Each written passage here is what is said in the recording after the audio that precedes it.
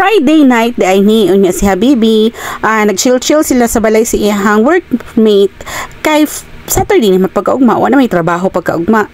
And it so happened na ang asawa sa iyang ka-workmate, friend sad na ako. So na mo na-get together sa akong friend, old friend, okay, gidalami niya diri sa McDonald's, guys. First time ko nakasulod sa McDonald's sa Kidapawan and all expense paid by a friend nga si Ate Richie. Shout out sa libre Ate Richie, salamat. Very daghan og tao kay you know na basta taga Kidapawan, basta unsa ang bago, mao gyud nay dugokon.